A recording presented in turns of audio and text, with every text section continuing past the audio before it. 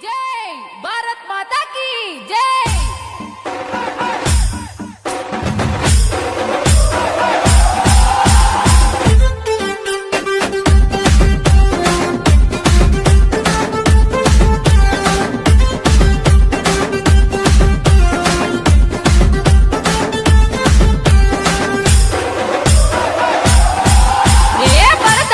ముద్దు బిడ్డ నరేంద్ర మోదీ యువతరమే నీ బిడ్డ నరేంద్ర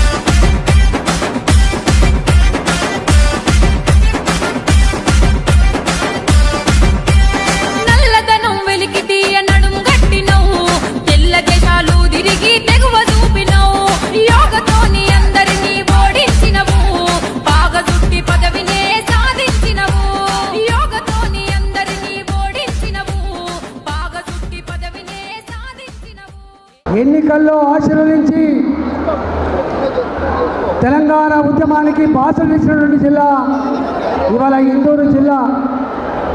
ఏ మార్పునైనా మొట్టమొదలుగా స్వాగతించే జిల్లా, అమలు పరిచే జిల్లా ఇవాళ నిజామాబాద్ జిల్లా, ఇందూరు జిల్లా అని చెప్పి మనం చేస్తూ ఉన్నాం. అలాంటి ఇందూరు గడ్డ మీద ప్రధానమంత్రి గారు అడుగు పెడుతున్న సందర్భంలో మీరందరూ కూడా మళ్ళీ గౌరవ ప్రధానమంత్రి నరేంద్ర మోడీ గారికి మేమున్నాం, ప్రధానమంత్రి గారు మేము లేచినామంటే, మేము సంఘీభావం చెప్పినామంటే మీ ఆశీర్వాదంతో భారతీయ జనతా పార్టీ రేపు అధికారంకి వచ్చిన తర్వాత నరేంద్ర మోడీ గారి ఆశీర్వాదంతో దేశంలో ఇప్పటికే 3.5 కోట్ల ఇల్లు కట్టించబడ్డవి. రేపు సొంత ఇంటి కళ నెరవేర్చే జిమ్మదార్ ఇవాళ భారతీయ జనతా పార్టీ తీసుకుంటుందని చెప్పి మనం చేస్తూ ఉన్నా. వాళ్ళ దొంగ ప్రొసీడీలకి, వాళ్ళ నంగనాచి మాటలకి మోసపోవద్దు తెలంగాణ ప్రజలని చెప్పి మనం చేస్తూ ఉన్నా. ఇవాళ భారతీయ జనతా పార్టీ అధికారంకి వస్తే కరీంనగర్ జిల్లా నుంచి వేలాది మంది కన్నగడ్డను వదిలిపెట్టి, కనిపెంచిన అమ్మానాన్ని వదిలిపెట్టి, కన్న పిల్లల్ని వదిలిపెట్టి పొట్ట చేత పట్టుకొని దుబాయ్కి మస్కట్కి పోయేటువంటి వేలాది మంది గల్ఫ్ కార్మికులు ఉన్నారు. ఆనాడు నేనే చెప్పిన శాసనసభలో గల్ఫ్ పాలసీ ప్రకటిస్తామని చెప్పినాం, కానీ ఎక్కడ కూడా అమలు కాలే. భారతీయ జనతా పార్టీ మీ ఆశీర్వాదంతో అధికారంగా వస్తే గొప్ప గల్ఫ్ పాలసీని అనౌన్స్ చేస్తామని చెప్పి, ఆ గల్ఫ్ పాలసీని రేపు మేనిఫెస్టోలో పెడతామని చెప్పి ఈ సందర్భంలో చేస్తూ ఉన్నా.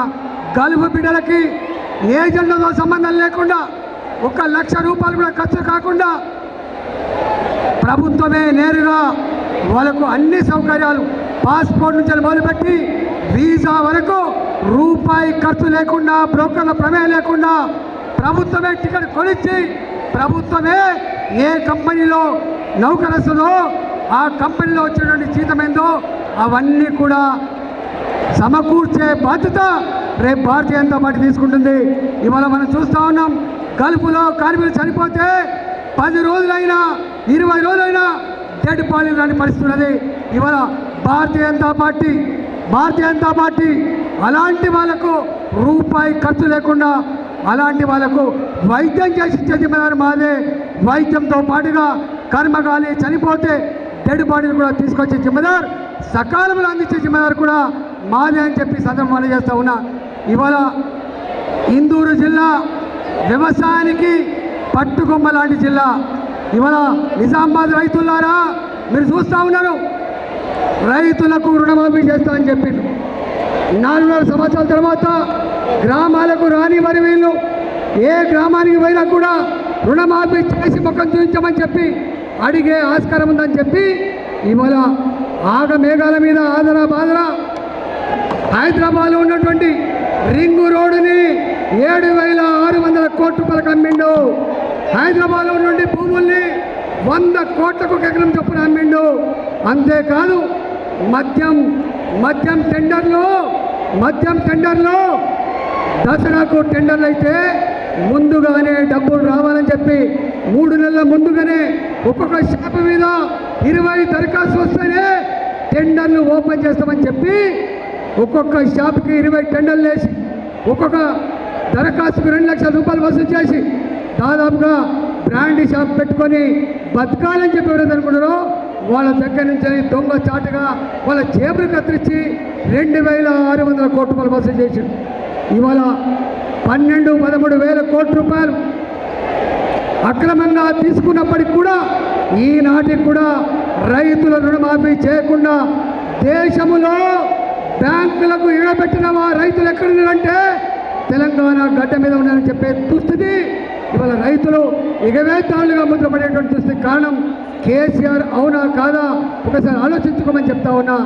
ఎన్నికల ముందు అనేక హామీలు ఇస్తారు, ఎన్నికల తర్వాత హామీలను కూడా మర్చిపోతాడు.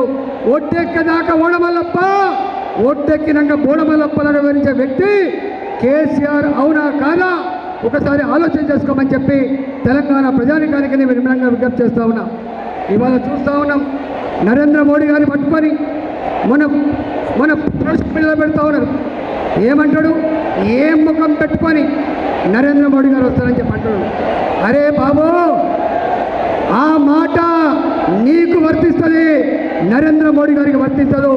మీరే స్వయంగా శాసనసభలో చెప్పిన ఒక మాట, స్వతంత్రం వచ్చినప్పటి నుంచి 2014 వరకు 2500 కిలోమీటర్ల నేషనల్ హైవేలు ఉంటే 9 సంవత్సరాల కాలంలోనే 2500 కిలోమీటర్ల జాతీయ రహదారులని నిర్మించిన చరిత్ర నరేంద్ర మోడీ అనే విషయం మర్చిపోకండి. తెలంగాణ ప్రజలారా, ఇవాళ మనం 100 కిలోమీటర్ల వేగంతో ప్రయాణిస్తున్నటువంటి అన్ని రోడ్లు కూడా నరేంద్ర మోడీ గారి నాయకత్వంలో కేంద్ర ప్రభుత్వ ఆధ్వర్యంలో నిర్మించిన రోడ్డు తప్ప ఈ రాష్ట్ర ప్రభుత్వం ఎక్కడ కూడా పెద్ద ఎత్తున రోడ్ల నిర్మాణం చేపట్టలేదని చెప్పి మనం చేస్తున్నా. ఇవాళ అలాంటి నరేంద్ర మోడీ గారికి తెలంగాణ గడ్డ మీద ఎట్లా అడుగు పెడతామని చెప్పి అడుగుతావా? మా కరీంనగర్ జిల్లాలో రామగుండం ఎరువుల కర్మాగారం ఉన్నది. అది మూతబడి 30 ఏళ్ళు అవుతున్నది. అనేక దరఖాస్తు ఇచ్చినాం, అనేక సార్లు వేడుకున్నాం. కానీ ఆ ఎరువుల కర్మాగారం మళ్ళీ ఓపెన్ అవుతున్న నమ్మకం లేకుండే. కానీ నరేంద్ర మోడీ గారు రామగుండం చరిత్రగల నగరం కరీంనగర్ జిల్లాలో ఒకనాడు వెలుగు విరిజిప్పినటువంటి నగరం అని చెప్పి భావించి 6,300 కోట్ల రూపాయలతో ఆ కర్మాగారాన్ని మళ్ళీ నిర్మాణం చేసి తెలంగాణ రైతాంగానికి ఎరువుల కొరత లేకుండా, యూరియా కొరత లేకుండా, డిఏపి కొరత లేకుండా అందించిన నరేంద్ర మోడీ గారిని పట్టుకొని నువ్వు ఎట్లా అడుగు పెడతావని చెప్పి అంటావా? ఇవాళ అనేక రైల్వే లైన్లు, సింగిల్ రైల్వే లైన్ ఉండేది, ఇవాళ డబుల్ రైల్వే లైన్లు వచ్చినాయి. మా కాజీపేట జంక్షన్ నుంచి అయితే ఢిల్లీకి పోయే రూట్లలో డబులింగ్ ఉంటే దాని 3 లేన్ల పట్టాలేసి ఇవాళ అతివేగంగా ప్రయాణం చేసే భాగ్యం కలిగినటువంటి నరేంద్ర మోడీ గారు వేల కోట్ల రూపాయలు కేటాయించి రైల్వే డిపార్ట్మెంట్ చరిత్రలో, ఈ దేశ చరిత్రలో ఎప్పుడు రానన్ని నిధులు ఇచ్చి ఆదుకున్న వ్యక్తి నరేంద్ర మోడీ అనే విషయం మర్చిపోకండి. మీరు చూస్తూ ఉన్నారు, రైల్వే స్టేషన్లో పోతే దుర్గంధం ఉండేది, ముక్కులు మూసుకొని పోయేది. కానీ వాళ్ళ ఎక్కడ రైల్వే స్టేషన్ పైన మల విసర్జన ఉండదు, మూత్రాలు ఉండదు. నీట్గా ఎయిర్పోర్ట్లలో ఎట్లా ఉండదో ఇవాళ రైల్వే స్టేషన్ కూడా అంత గొప్పగా నిర్మాణం చేస్తున్నటువంటి నాయకుడు నరేంద్ర మోడీ గారు. ఇవాళ నేను అడుగుతా ఉన్నా, కేసీఆర్, నీ గ్రామాలలో నిర్మించేటువంటి గ్రామ పంచాయతీ బిల్డింగులు, నీ గ్రామాలలో నిర్మించేటువంటి మహిళా సంఘ భవనాలు, నీ గ్రామాల్లో నిర్మించేటువంటి శ్మశాన వాటికలు, నీ గ్రామాల్లో పెట్టేటువంటి పచ్చడి చెట్లు కావచ్చు,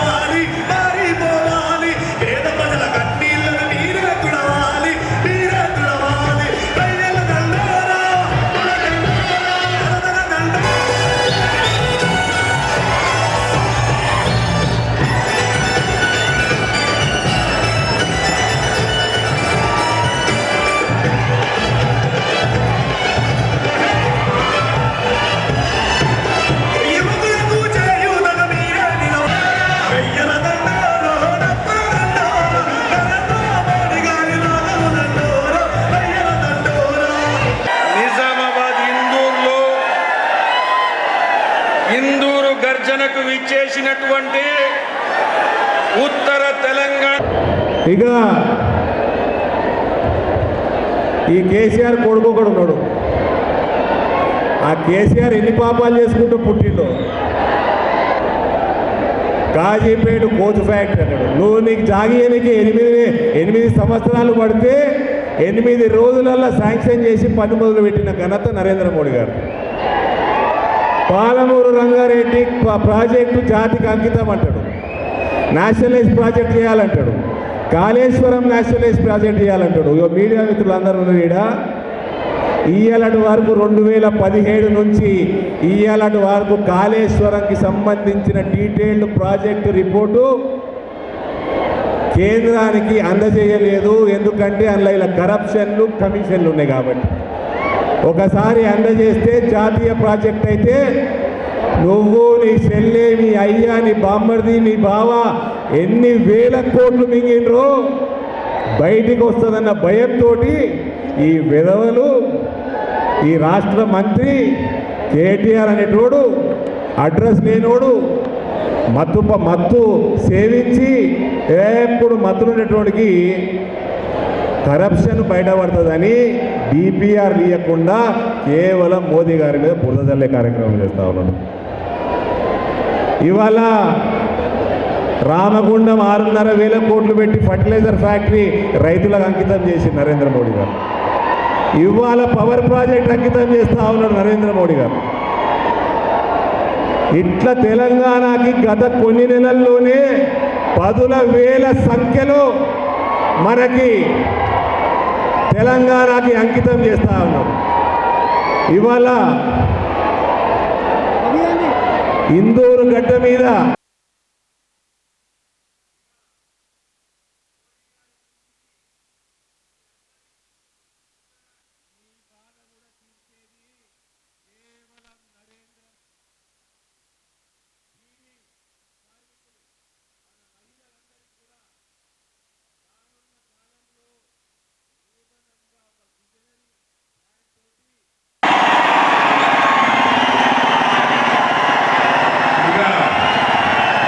భారతీయ జనతా పార్టీ మీద చూపెట్టాలని కోరుకుంటూ రానున్న అసెంబ్లీ ఎన్నికలలో మీరేంటికి వినిపించి ఇచ్చేది కల్వకుంట్లోని మస్తిలో ఉన్నదని నిర్మించాను. కల్వకుంట్లు బడ్జెట్ తీరు మీరు కాదు,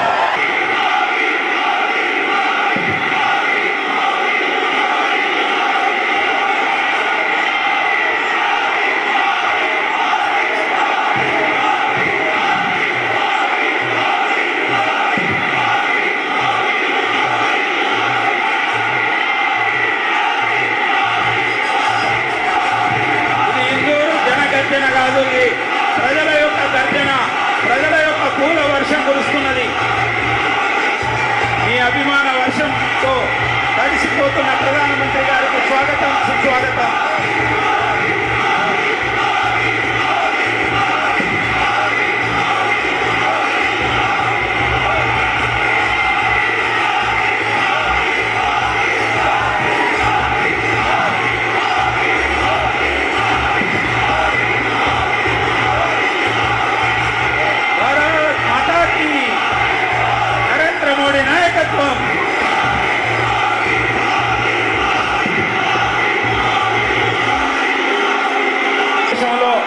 నేషనల్ టర్మరిక్ బోర్డు ఏర్పాటు చేసి మీ యొక్క ఇది పసుపు కాదు పచ్చ బంగారం అని, ఆ బంగారం ప్రతి ఒక్కరి ఇంట్లో మరి సిరుల పంట నిలవాలని కోరుకున్న వ్యక్తి మన భారత ప్రధానమంత్రి నరేంద్ర మోడీ గారు.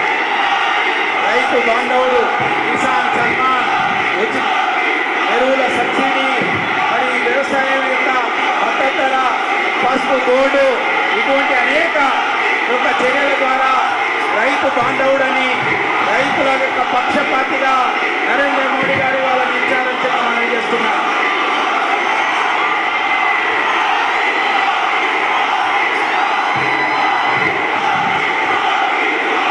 ఇంతటి యొక్క భారీ పుష్ప వర్షంతో తడిసి ముద్దైపోతున్న ప్రధానమంత్రి నరేంద్ర మోడీ గారికి స్వాగతం, సుస్వాగతం.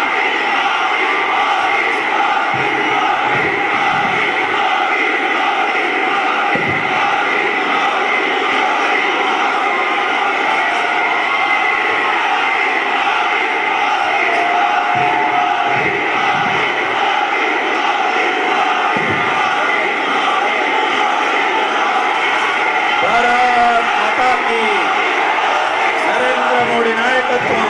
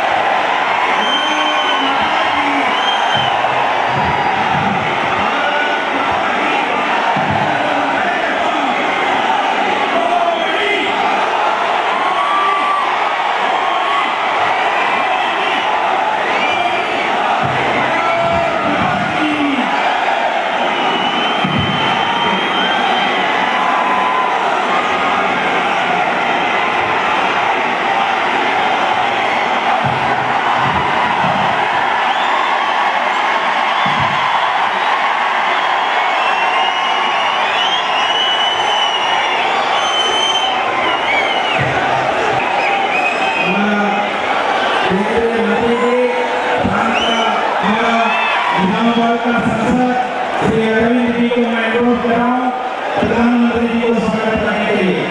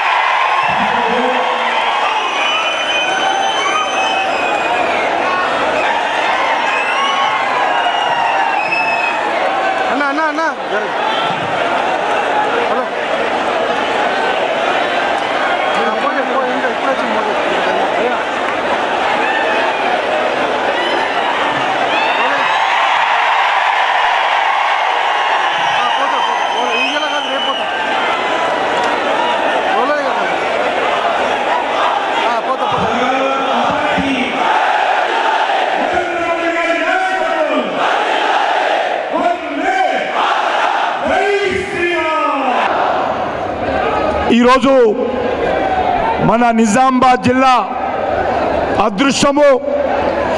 ఎన్నో రోజులుగా మన నిజామాబాద్ జిల్లా రైతులు అనేక పోరాటాలు చేసి గ్రామాల నుంచి మొదలు పెడితే జిల్లా నుంచి రాష్ట్ర రాజధాని చివరకు ఈ నిజామాబాద్ జిల్లా రైతులు ఢిల్లీకి వెళ్ళి అనేక ఉద్యమాలు చేసిన తర్వాత మరి ఏ ప్రభుత్వం కూడా పట్టించుకోలేదు. ఈరోజు నరేంద్ర మోడీ గారి నాయకత్వంలో కేంద్ర ప్రభుత్వము మన యొక్క జిల్లాకు సంబంధించినటువంటి రైతుల సంక్షేమం కోసం, రైతుల మేలు కోసం ఈరోజు పసుపు బోర్డు ఏర్పాటు చేయాలని నిర్ణయించడము నేను జిల్లా రైతుల తరఫున, తెలంగాణ రైతుల తరఫున, దేశ రైతుల తరఫున ప్రియతమ ప్రధానమంత్రి నరేంద్ర మోడీ గారికి ధన్యవాదాలు తెలియజేస్తా ఉన్నాను. అందుకే ఒక్కసారి అందరము లేచి నిలబడి నరేంద్ర మోడీ గారికి హృదయపూర్వకంగా భారత్ మాతాకి. ఈరోజు చాలా అద్భుతమైనటువంటి పాలమూరు ప్రజాగర్జన అక్కడ జరగడం జరిగింది. ఈరోజు మన యొక్క నిజామాబాద్ పాలమూరు తర్వాత నిజామాబాద్లో ఈరోజు కూడా ఒకరోజు గ్యాప్తో ఈ బహిరంగ సభ జరిగింది. నేను మీ అందరినీ కోరుతా ఉన్నాను, వచ్చే నెల 15 రోజుల్లో 2 నెలల్లో మనకు శాసనసభ ఎన్నికలు జరగనున్నాయి. ఎంతో పోరాటం చేసి త్యాగాలు చేసి తెచ్చుకున్నటువంటి తెలంగాణ ఈరోజు ఒక కుటుంబం పాలైంది. అందుకే ఈరోజు తెలంగాణ ప్రజలందరూ కూడా సాలు కేసీఆర్, సెలవు కేసీఆర్ అనేటువంటి ఆలోచనతో ఈరోజు ప్రజలందరూ కూడా నరేంద్ర మోడీ గారి నాయకత్వంలో తెలంగాణ గడ్డ మీద ఒక భారతీయ జనతా పార్టీ కాషాయ జెండా ఎగరేయాలని నిర్ణయించుకున్నారు. చాలా రకాలుగా మాట్లాడుతూ ఉన్నారు. ఒక్కసారి మాట్లాడుతున్న వాళ్ళందరినీ కూడా పాలమూరు సభ చూడాల్సిందిగా, ఈ యొక్క ఇందూరు సభ చూడాల్సిందిగా కోరుతా ఉన్నాను. ఈరోజు ఈ రాష్ట్రంలో రాష్ట్ర ప్రజలు కోరుకుంటున్నది కాంగ్రెస్ పార్టీని కాదు. ఈ రాష్ట్ర ప్రజలు కోరుకుంటున్నది బీఆర్ఎస్ పార్టీని కాదు. ఈ రాష్ట్ర ప్రజలు కోరుకుంటున్నది సోనియా కుటుంబాన్ని కాదు. ఈ రాష్ట్ర ప్రజలు కోరుకుంటున్నది కేసీఆర్ కుటుంబాన్ని కాదు. ఈ రాష్ట్ర ప్రజలు కోరుకుంటున్నది తెలంగాణ ప్రజల యొక్క ఆకాంక్షలు నెరవేర్చేటువంటి భారతీయ జనతా పార్టీ ప్రభుత్వాన్ని కోరుకుంటున్నారు. నరేంద్ర మోడీ గారి నాయకత్వంలో తెలంగాణలో కాషాయ జెండా గోల్కొండ మీద ఎగరాలని కోరుకుంటున్నారు. మీరు ఎన్ని తప్పుడు ప్రచారాలు చేసినా, ఎంత తప్పుడు ఆరోపణలు చేసినా ఈరోజు తెలంగాణ ప్రజలు భారతీయ జనతా పార్టీని ఆశీర్వదించాలని సిద్ధంగా ఉన్నారు. అందుకే ఈరోజు సాలు కేసీఆర్, సెలవు కేసీఆర్, సాలు కుటుంబ పాలన, సెలవు కుటుంబ పాలన. అందుకే మనవి చేస్తున్నాను, కాంగ్రెస్కు ఓటు, బీఆర్ఎస్కు మాత్రమే సీట్లు అవుతాయి. అవునా కాదా? కాంగ్రెస్ కోటేస్తే బీఆర్ఎస్కి సీట్ అవుతుంది. అందుకే ఈరోజు కేసీఆర్ గారు, ఈరోజు కాంగ్రెస్ పార్టీ ఒక పథకం ప్రకారము మజ్లిస్ పార్టీతో కలిసి కుమ్ముక్కై ఈరోజు భారతీయ జనతా పార్టీని ఒక ప్రత్యామ్నాయ శక్తిగా ఎదగకుండా అనేక రకాల తప్పుడు ప్రచారం చేస్తూ ఉన్నారు. అందుకే మీ అందరిని కోరుతా ఉన్నాను, ఈరోజు భారతీయ జనతా పార్టీని బలపరచాల్సిందిగా, భారతీయ జనతా పార్టీ నాయకత్వాన్ని అండగా ఉండాల్సిందిగా మీ అందరిని కోరుకుంటూ, ఖచ్చితంగా రానున్న రోజుల్లో ఈ యొక్క కేసీఆర్ ప్రభుత్వానికి చరమ గీతం పాడతాము, కమలం పువ్వు జెండా ఎగరేస్తాము. ఈ యొక్క రెండు పార్టీలు ఏవైతే కేసీఆర్ కానీ లేకపోతే కాంగ్రెస్ పార్టీ కానీ ఒక అవినీతి పార్టీలు, కుటుంబ పార్టీలు, ఈ రెండు పార్టీలకు బుద్ధి చెప్పాల్సిన అవసరం ఉంది. ఈ రెండు పార్టీలు ఖచ్చితంగా ఈ రాష్ట్రంలో ఏదైతే భారతీయ జనతా పార్టీని బురద జల్లే ప్రయత్నం చేస్తూ ఉన్నారో, తెలంగాణ ప్రజల ఆశీస్సులతో నరేంద్ర మోడీ గారి నాయకత్వంలో బీజేపీ జెండా ఎగరాలని కోరుకుంటూ సెలవు తీసుకుంటున్నాను. ఇంత పెద్ద ఎత్తున వచ్చినటువంటి నిజామాబాద్ జిల్లా రైతులకు, నిజామాబాద్ జిల్లా యువకులకు, నిజామాబాద్ జిల్లా అక్కలకు, చెల్లెలకు మరొకసారి ధన్యవాదాలు తెలియజేస్తూ సెలవు తీసుకుంటున్నాను. భారత్ మాతాకి, भारत माता की, भारत माता की। मैं मेरा भाषण शुरू करने से पहले ये नन्ही सी गुड़िया भारत मां का रूप लेके आई है, मेरी तरफ से बहुत बहुत अभिनंदन बेटा, शाबाश।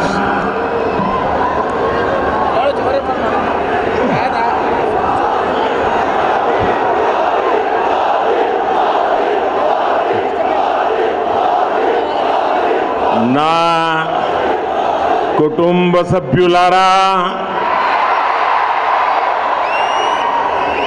आज मुझे तेलंगाना के लोगों को 8,000 करोड़ रुपए से अधिक की परियोजनाओं का उपहार देने का सौभाग्य मिला है।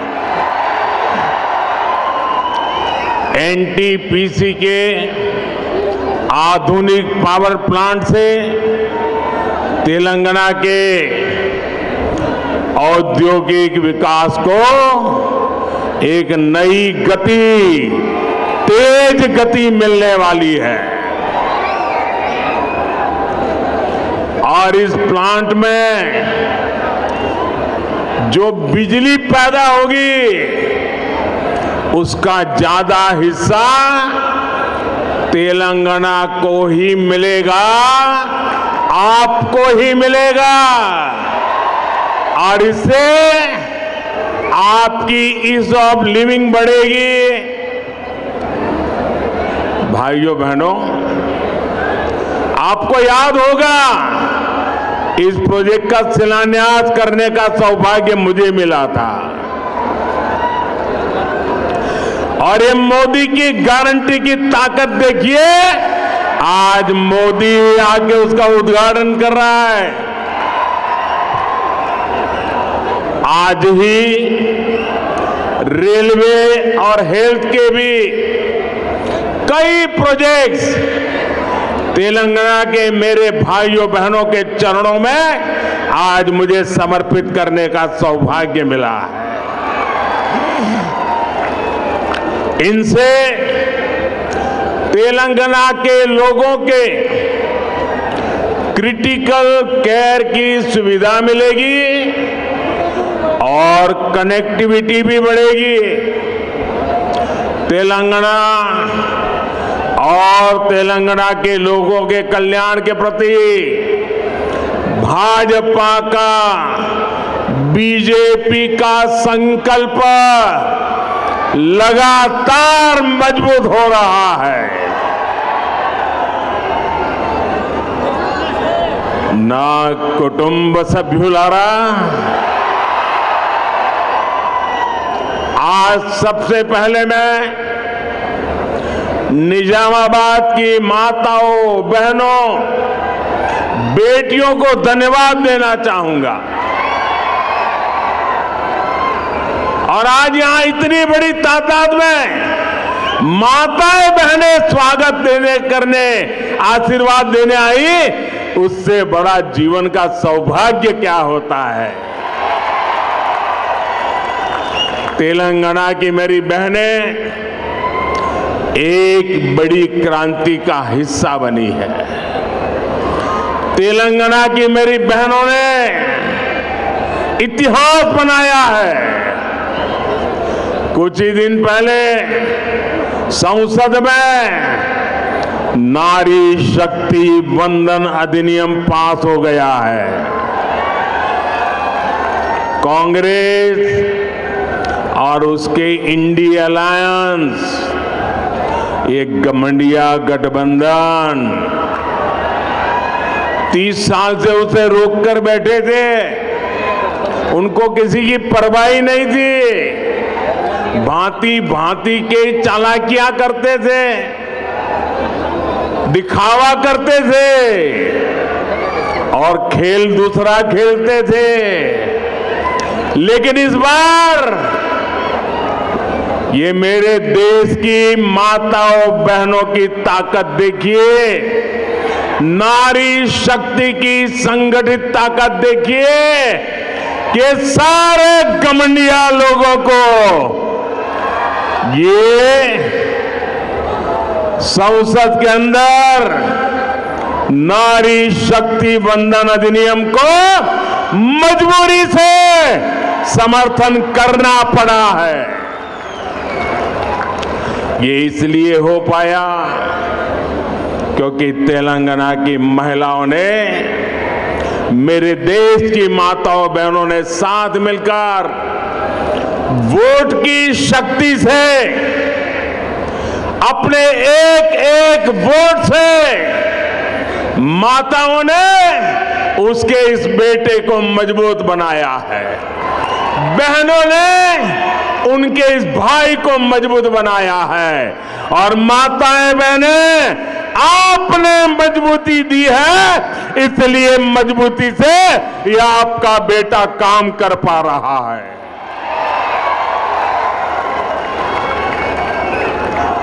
నా కుటుంబ సభ్యులారా, तेलंगाना वो राज्य है जिसने देश के विकास में हमेशा अपना योगदान दिया है। आप भारत की प्रगति के आधार है। तेलंगाना में चारों तरफ टैलेंट ही टैलेंट है। जब दुनिया में इतनी बड़ी कोरोना महामारी आई तो तेलंगाना ने भी वैक्सीन बनाकर पूरी दुनिया में भेजी। तेलंगाना के लोगों में विकास की जो एस्पिरेशन है उसे मैं भली भांति समझ सकता हूं। अभी मैं देख रहा था, क्या वाइब्रेंसी थी, क्या ऊर्जा थी, क्या जुनून था। मेरे साथियों, आपको 100 सलाम।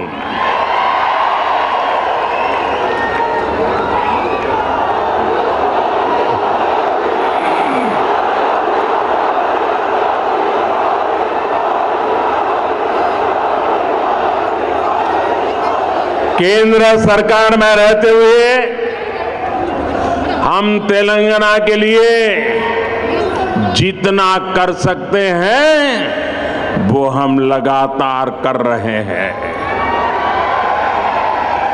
आपको याद होगा ना,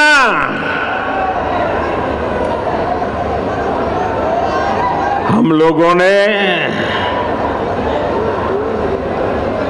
निजाम की हुकूमत, देश तो आजाद हुआ था लेकिन हमारा ये हैदराबाद और ये सारा इलाका ताकत का परिचय दिया और आपकी आजादी को पक्का कर दिया। आज दूसरा गुजराती बेटा आपकी समृद्धि के लिए आया है, आपके विकास के लिए आया है, आपकी भलाई के लिए आया है। हमने तेलंगाना में नेशनल हाईवेज, नई रेल लाइनों, नए अस्पतालों का निर्माण किया है।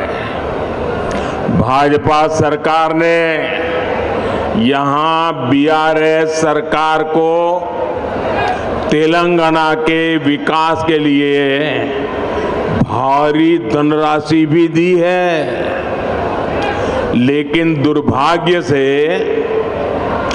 बीआरएस ने तेलंगाना के लोगों के लिए जो पैसा भेजा ना, उसमें भी लूट चलाई।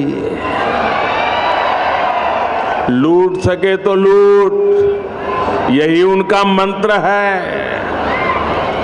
ना कुटुंब सभ्युलारा, भारत जैसे लोकतंत्र देश में प्रजा का महत्व होना चाहिए, परिवारवादियों का नहीं। और इन्होंने तो लोकतंत्र को लूट तंत्र बना दिया है, प्रजातंत्र को परिवार तंत्र बना दिया है। तेलंगाना के निर्माण के लिए हजारों परिवार संघर्ष करते करते तबाह हो गए। अनेकों नौजवानों ने बलिदान दिया, माताएं बहनों ने मुसीबतें झेली, लेकिन एक परिवार ने सब कुछ कब्जा कर लिया और उन परिवारों को कोई पूछने वाला नहीं है। तेलंगाना में बस एक ही परिवार ने यहां के लाखों परिवारों के सपनों पर कब्जा कर लिया है। वर्तमान तेलंगाना में या तो केसीआर खुद है, या उनके बेटे हैं, या उनकी बेटी है, या उनके भतीजे हैं, या उनके भांजे हैं, या चाहे उनके ससुराल वाले हैं। कोई बचा ही नहीं है, बस यही काम, लूटो। क्या आपने कभी सोचा है कि वो कैसे आपके एक वोट का उपयोग केवल अपने परिवार को अमीर बनाने में कर रहे हैं? इन लोगों ने तेलंगाना में भाई भतीजावाद और भ्रष्टाचार को बढ़ावा दिया है। ना कुटुंब सभ्युलारा, परिवारवाद का सबसे बड़ा नुकसान देश के युवा को उठाना पड़ता है। जब पूरा सिस्टम एक परिवार की सेवा में लगा रहता है, तब वो परिवार सिस्टम में टॉप से लेकर बॉटम तक उन्हीं लोगों की भर्ती करता है जो उनके करीबी हो। तेलंगाना के नौजवानों को वो अवसर नहीं मिलता है। फिर किसी भी महत्वपूर्ण पद पर तेलंगाना के तेजस्वी युवा को भी कोई मौका नहीं मिल पाता है। इन लोगों से अलग बीजेपी एक ऐसी पार्टी है जो किसी विशेष परिवार के बजाय सामान्य मानवीय और उसके परिवार के लिए काम करती है। ना कुटुंब सभ्युलारा, तेलंगाना के लोगों को ये कांग्रेस से भी बहुत सावधान रहने की जरूरत है। ये तो बड़े खिलाड़ी हैं, इनको देश समाज कुछ लेना देना ही नहीं है। और पूरा हिंदुस्तान कांग्रेस को नकार चुका है, नकार चुका है। और आप तो जानते हैं कांग्रेस जिस राज्य में से एक बार जाती है फिर उसका सरकार में वापस आना बहुत मुश्किल हो जाता है। और इसलिए कांग्रेस की कोशिश किसी भी तरह वोटों का बंटवारा करने का कॉन्ट्रैक्ट लिया है और बीआरएस कांग्रेस को वोटों का बंटवारा कराने के लिए तिजोरी खुली करके बैठ गई है। पर्दे के पीछे खेल चल रहा है, बैकडोर एंट्री ये बीआरएस और कांग्रेस की भरपूर चल रही है। इसके लिए वो राज्य की अन्य कमजोर पार्टियों को अपना सहारा बना रहे हैं। आज जब तेलंगाना में बीआरएस की हार तय है, बीआरएस का पराजय तय है, बीआरएस का जाना तय है, तो कांग्रेस ने पर्दे के पीछे बीआरएस से गठबंधन कर लिया है। कर्नाटका चुनाव में बीआरएस ने कांग्रेस की जमकर मदद की थी और अब इस चुनाव में कांग्रेस अपना कर्ज उतार रही है, क्योंकि कर्नाटक में भरपूर खजाना ये तेलंगाना की जनता से लूटा हुआ माल कर्नाटका में कांग्रेस को दे दिया गया ताकि वहां कांग्रेस जीत जाए, फिर उसको मिलकर के तेलंगाना में जिल जाए। ये बीआरएस खेल करती है भाइयों। मैं आज पहली बार एक रहस्य खोलने जा रहा हूं। खोल दूं? सच बता दो, बता दो, बता दो भाइयों। पहले कभी नहीं बताया, आज बता देता हूं। और मेरे पत्रकार मित्रों से भी कहता हूं, जांच करवा लेना। 100% सच्चाई बताने आया हूं मैं आज। जब हैदराबाद म्युनिसिपल कॉरपोरेशन का इलेक्शन हुआ,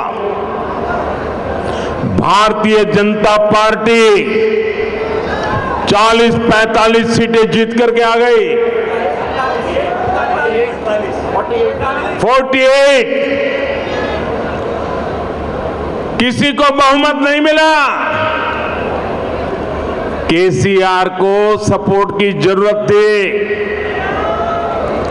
और आपने देखा होगा हैदराबाद कॉरपोरेशन के चुनाव के पहले वो एयरपोर्ट में पूरी फौज लेकर के मेरा स्वागत करने के लिए आते थे, बढ़िया बढ़िया माला पहनाते थे, बहुत सम्मान करते थे, याद है ना? फिर क्या हुआ भाई? अचानक बंद हो गए। अचानक इतना गुस्सा क्यों निकल रहा है? इसका कारण यह है कि हैदराबाद के चुनाव के बाद, ये भी तारीख चेक कर ले मीडिया वाले, वो दिल्ली मुझे मिलने आए, बहुत बढ़िया मुझे शाल उड़ाई, बहुत मुझे आदर किया और इतना प्यार दिखाया, इतना प्यार दिखाया, ये केसीआर के कैरेक्टर में ही नहीं है।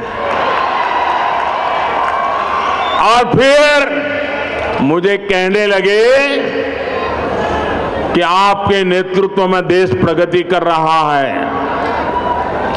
हम भी एनडीए का हिस्सा बनना चाहते हैं, आप हमें एनडीए में शामिल कर दीजिए। मैंने कहा आगे क्या? बोले हैदराबाद में म्युनिसिपल कॉरपोरेशन में हमारी मदद कर दीजिए। मैंने केसीआर को कहा आपके कारनामे ऐसे हैं, मोदी आपके साथ जुड़ नहीं सकता है। हैदराबाद में हमें विपक्ष में बैठना पड़ेगा तो बैठेंगे। केसीआर की सरकार हमारे कार्यकर्ताओं पर जुल्म करेगी तो जुल्म सहेंगे, लेकिन हम तेलंगाना की जनता से दगा नहीं कर सकते हैं। भले तेलंगाना की जनता ने हैदराबाद में हमें पूर्ण बहुमत दे दिया, लेकिन 48 सीट भी तेलंगाना का भाग्य बदलने की शुरुआत है।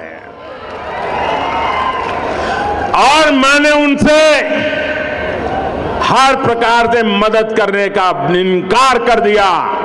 उनको एनडीए में एंट्री देने से इनकार कर दिया। उसके बाद उनका दिमाग फटका,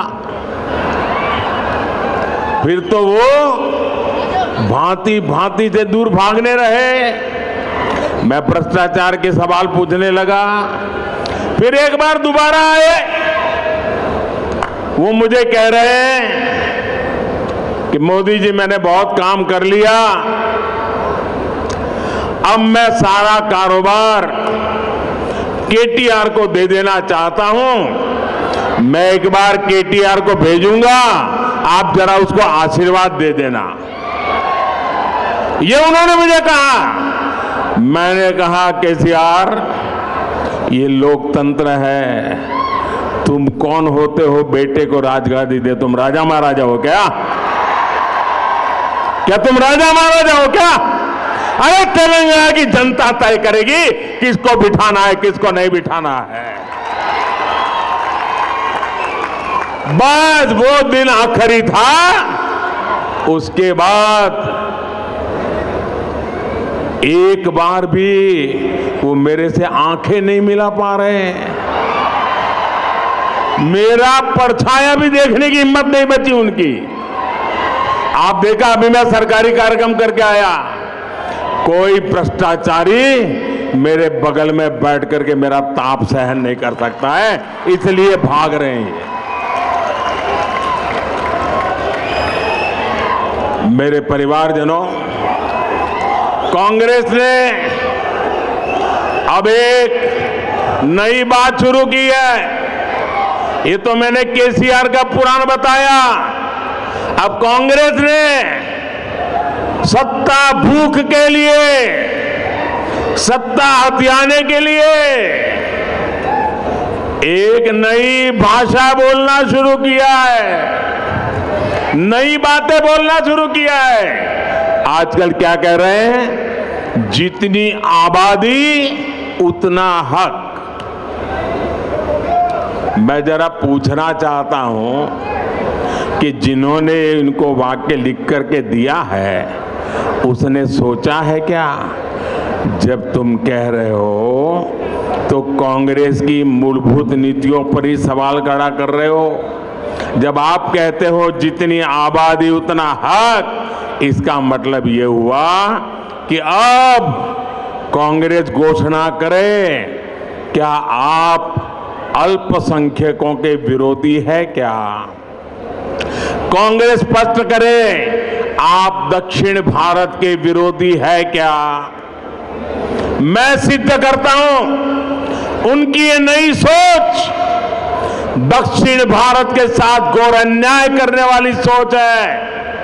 ये नई सोच माइनॉरिटी के पीठ में भी छुरा भोंकने वाली सोच है। आजकल देश में अगले डिलिमिटेशन की चर्चा हो रही है। आपको मालूम है ना, 25 साल के बाद पार्लियामेंट की सीटें कितनी होगी, कौन सी क्या होगी, इसका निर्णय जुडिशरी करती है। और उसके कारण जहां जनसंख्या कम है उसकी सीटें कम हो जाती है, जहां जनसंख्या ज्यादा है उनकी सीटें बढ़ जाती है। अब हमारे दक्षिण भारत के सभी राज्यों ने जनसंख्या वृद्धि को रोकने में बहुत बड़ी देश की मदद की है।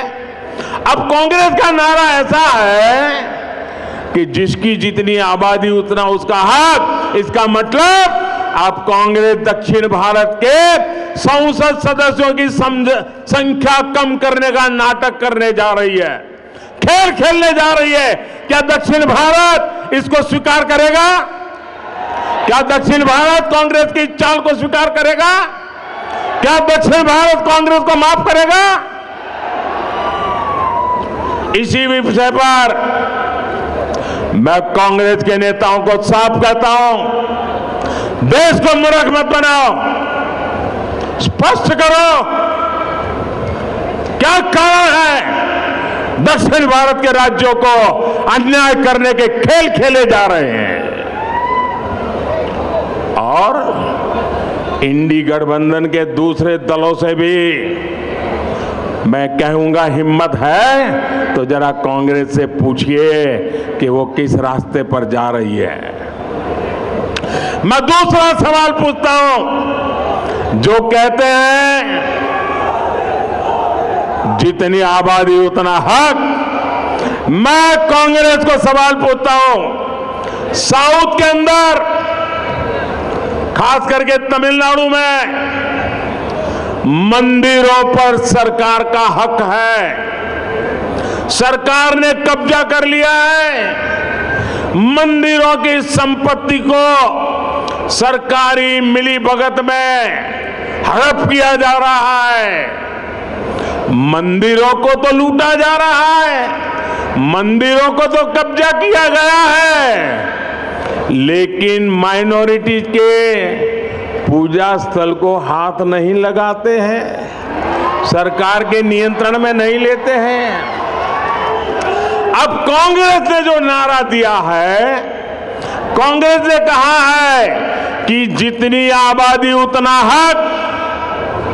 अगर यही आपका मंत्र है, यही आपका सिद्धांत है, तो क्या माइनॉरिटी के जितने पूजा स्थल हैं उनको ये दक्षिण के आपके सारे साथी जब्त करेंगे क्या? उनका कब्जा करेंगे क्या? उनकी प्रॉपर्टी को लोगों के काम में लाएंगे क्या? नहीं लाएंगे। मैं दूसरा सवाल पूछता हूं कांग्रेस को, ये जो नारा देते हैं तो क्या कांग्रेस और उसके साथी, खास करके तमिलनाडु, क्या वो वहां हिंदू मंदिरों को जो कब्जा किया जा रहा है, हस्तक्षेप किया जा रहा है, दक्षिण के अधिकतम राज्यों में ही खेल चला है? जब आप कहते हैं जितनी आबादी उतना हक, तो क्या ये हक हिंदुओं को आप वापस देंगे क्या? जवाब दीजिए। ये झूठी बातें मत करिए, लोगों को भ्रमित करने का खेल खेलना बंद कर दीजिए। कांग्रेस को, इंडी अलायंस को इस बारे में भी अपना स्टैंड साफ करना चाहिए। कांग्रेस के साथी जो तमिलनाडु में राज करते हैं, जो केरल में राज करते हैं, जो तेलंगाना में राज करते हैं, जो कर्नाटका में राज करते हैं, ये सारे साथियों को कांग्रेस से बात जवाब देना पड़ेगा। साथियों, आज देश में सबसे बड़ी जरूरतमंद जिनको डगर डगर पर मदद की जरूरत है, वो कौन है? हमारे देश के गरीब परिवार है।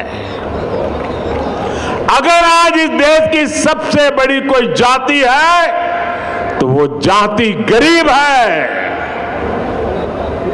और इन गरीबों की सबसे बड़ी जाति, उनकी सेवा, उनका कल्याण, उनकी प्रगति, यही सच्चा सामाजिक न्याय है।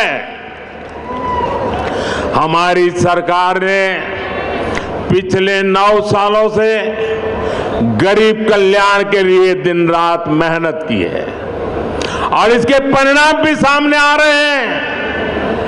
नीति आयोग की रिपोर्ट कहती है कि 5 वर्ष में 13.5 करोड़ लोगों को गरीबी से बाहर लेने का पवित्र काम हमने किया है। और इसलिए मेरे लिए तो जाति अगर कोई है, देश की सबसे बड़ी जाति कोई है तो गरीब है, और अगर गरीब को गरीबी से बाहर निकालेंगे ना तो ये देश समृद्ध होने से कोई रोक नहीं पाएगा। और यही मोदी का सपना है, यही मोदी की गारंटी है, यही मोदी का संकल्प है, और यही मोदी की साधना है, यही मोदी की तपस्या है। और मैं अन्य सभी राजनीतिक दलों से भी आज आह्वान करता हूं, हाथ जोड़ करके मैं देश के रजीब सभी राजनीतिक नेताओं को, सभी दल के मुखियाओं को, सभी पॉलिटिकल पार्टियों को कहता हूं, आइए, आजादी के 75 साल हो गए, आइए गरीबों के कल्याण पर विचार करें, गरीबों की भलाई के लिए विचार करें, गरीबों की भलाई के लिए योजनाएं बनाएं, गरीबों के उत्थान के लिए काम करें।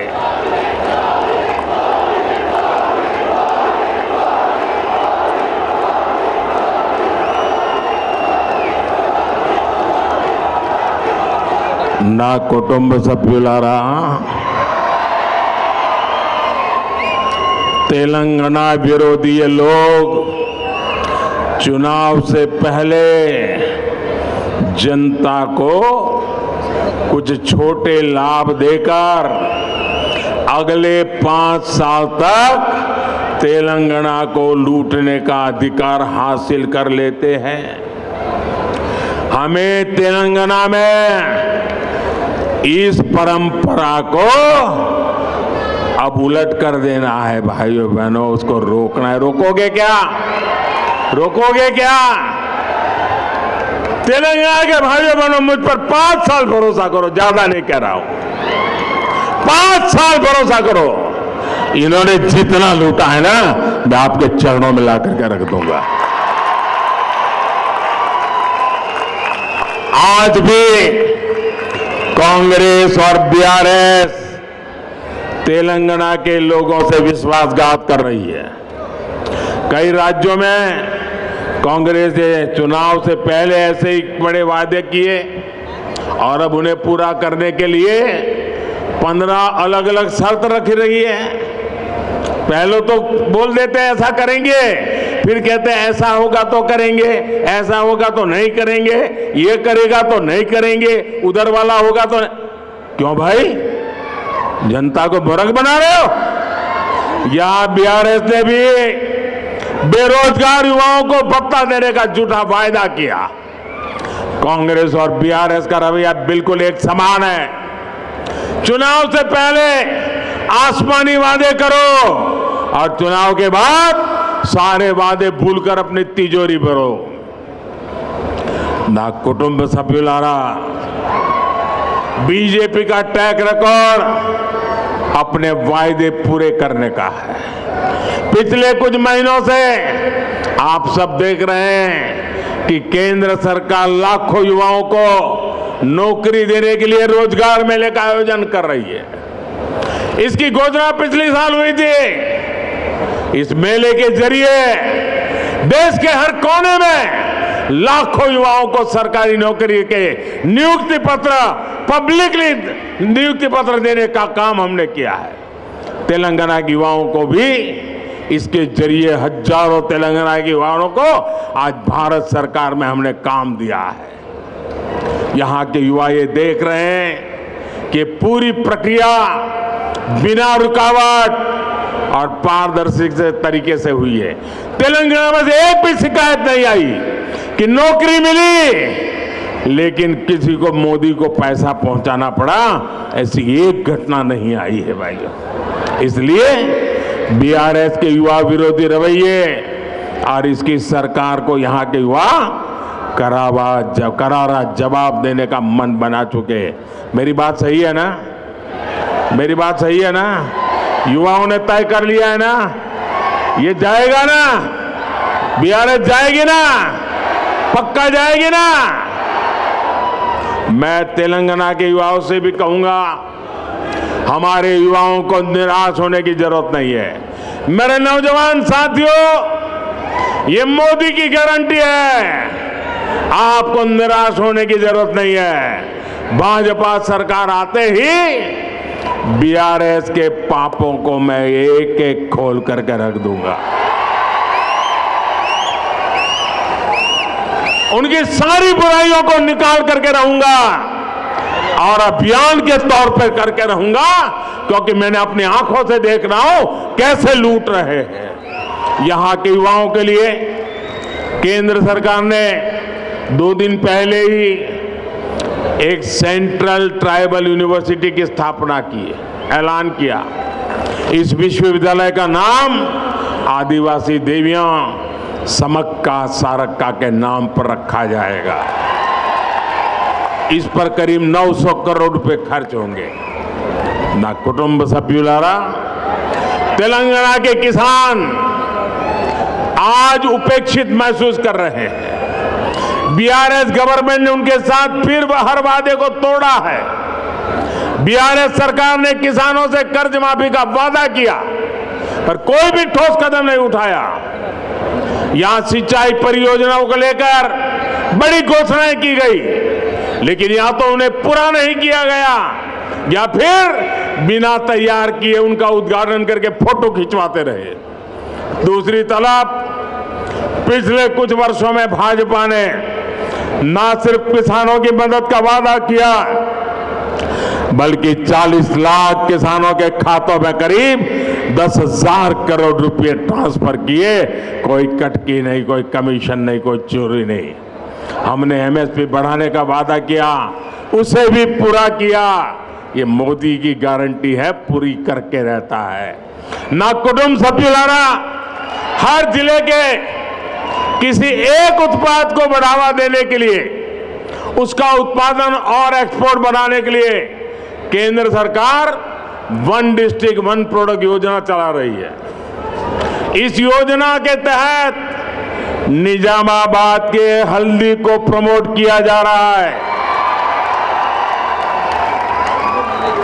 और हल्दी की जब बात आती है ना, मैं खास करके मेरी तेलंगाना की बहनों को आज शत नमन करना चाहता हूं।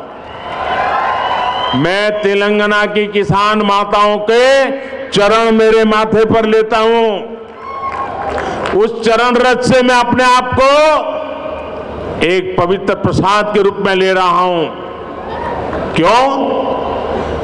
क्योंकि सिर्फ तेलंगाना की माताएं बहनें हल्दी की खेती में दिवस रात मेहनत करती, इतना ही नहीं, वो खेती की पैदावार करती, ऐसा नहीं, लेकिन कोविड के समय हल्दी ने दुनिया के बहुत लोगों को राहत दी है। पूरी दुनिया में हल्दी पहुंची है। दुनिया को बीमारी से मुक्त रखने का काम ये मेरी तेलंगाना की और मेरी देश की हल्दी पैदा करने वाली माताओं बहनों ने की है, और इसलिए मैं उसे नमन करता हूं।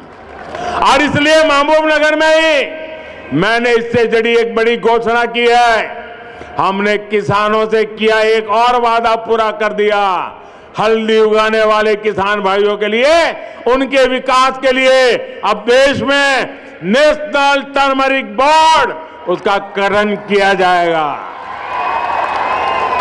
ये बोर्ड हल्दी की उपज को देश और दुनिया के अलग अलग हिस्सों में विस्तार देने में मदद करेगा। इस निर्णय का बड़ा लाभ तेलंगाना के किसानों को भी होगा। मैं एक बार फिर तेलंगाना के किसानों को, निजामाबाद के किसानों को और खास करके हल्दी के खेत में काम करने वाली मेरी लाखों माताओं बहनों को आज टर्मरिक बोर्ड के लिए बहुत बहुत बधाई देता हूं। ना कुटुंब सभ्युलारा, आप बीजेपी को एक मौका दीजिए। मुझे आपकी सेवा करने का मौका चाहिए।